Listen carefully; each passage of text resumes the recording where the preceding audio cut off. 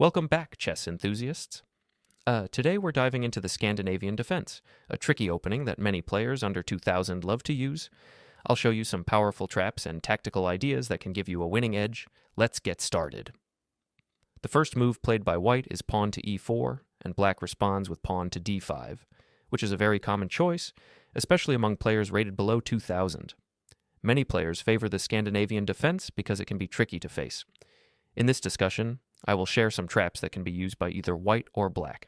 This way, regardless of which side you are playing, you will be aware of these tactical opportunities.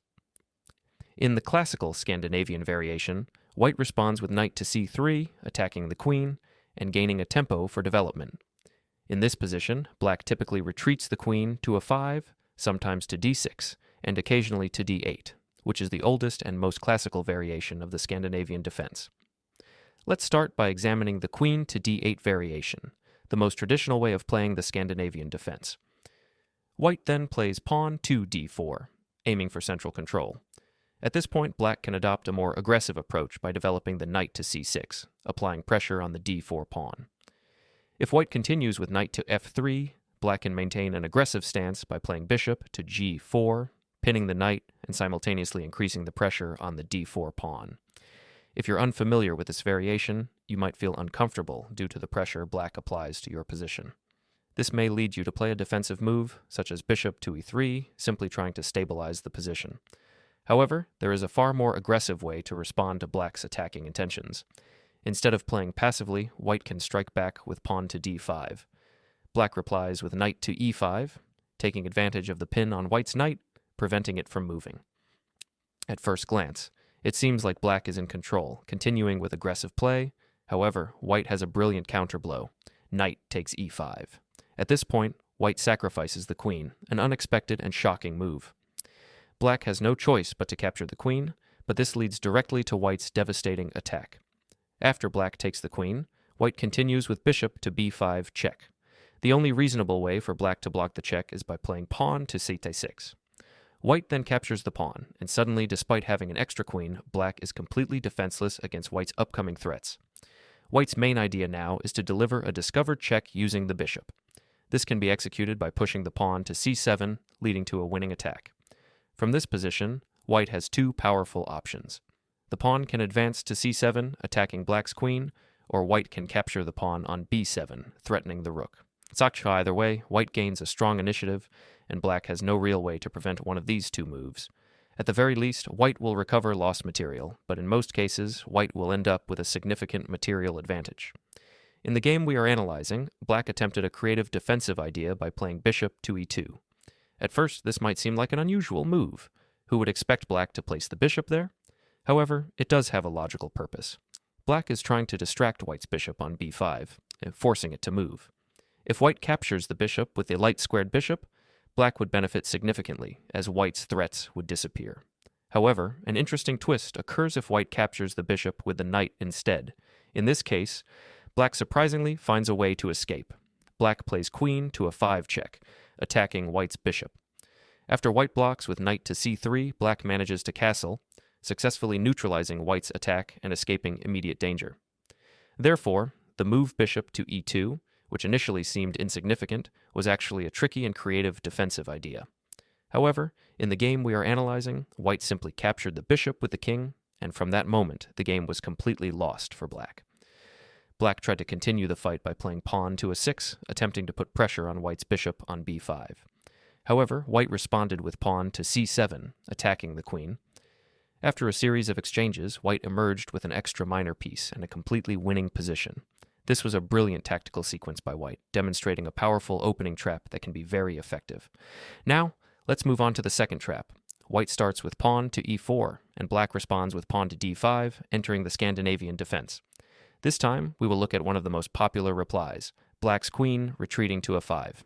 White continues with knight to f3, developing naturally. Let's say black now plays bishop to g4, a common move among amateur players. Many players enjoy placing their bishop on g4 early to create a pin and put psychological pressure on white. In response, white can play pawn to h3, aiming to drive the bishop away. If black eventually captures on f3 and white recaptures, black can then develop with knight to c6, continuing the game. However, this setup presents some tactical opportunities that white can exploit, which we will explore next.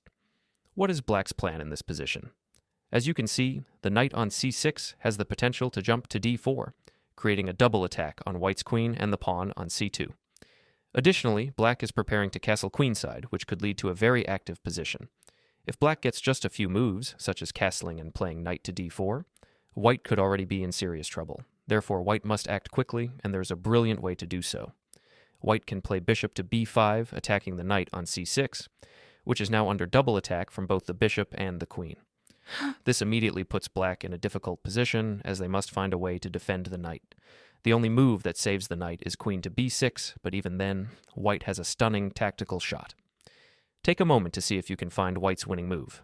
The brilliant move here is knight to d5. White sacrifices the bishop on ba5, but with a powerful idea in mind. If black captures the bishop, white follows up with knight takes c7, delivering a fork to black's king and queen, winning the game on the spot. Boom, game over. It's also important to note that black has no real way to escape from this trap. If black tries to defend by playing queen to a5, keeping protection over the c7 pawn, white can still continue with pawn to b4, forcing black into capturing the bishop. The reason black cannot capture the b4 pawn with the knight is that the knight is pinned by white's bishop on b5.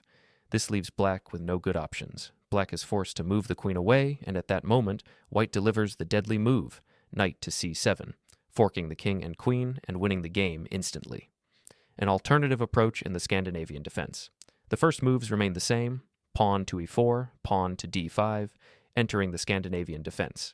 However, instead of immediately recapturing the pawn with the queen, black has another popular approach, knight to f6. This is considered the main line because if black captures with the queen, as we saw earlier, white can develop with tempo by attacking the queen. To avoid this, black sometimes prefers to develop the knight first and then recapture the d5 pawn with the knight instead, keeping the queen safe from early attacks. In response, white plays knight to c3, and after black captures the e4 pawn, white continues with bishop to c4, attacking the knight. If black retreats the knight, it simultaneously attacks white's bishop, forcing white to move it back. Black then develops naturally with knight to c6, and white follows up with knight to f3. At this point, black may consider playing pawn to a5, solidifying the center. However, it's worth noting that bishop to g4, a move many players love to play, is a mistake here. Do you see why? Take a moment to think about it. The tactical shot in this position is bishop takes f7. This sacrifices the bishop, but after black captures, white plays knight to g5, delivering a check and a discovered attack on black's bishop. White then recaptures the bishop on g4, gaining a pawn, exposing black's king, and achieving a dominant position, likely a winning one. I hope you found these traps and strategies useful. Try them in your own games and let me know how they work for you. Don't forget to like, subscribe, and share for more chess content. See you in the next one. Thanks for watching.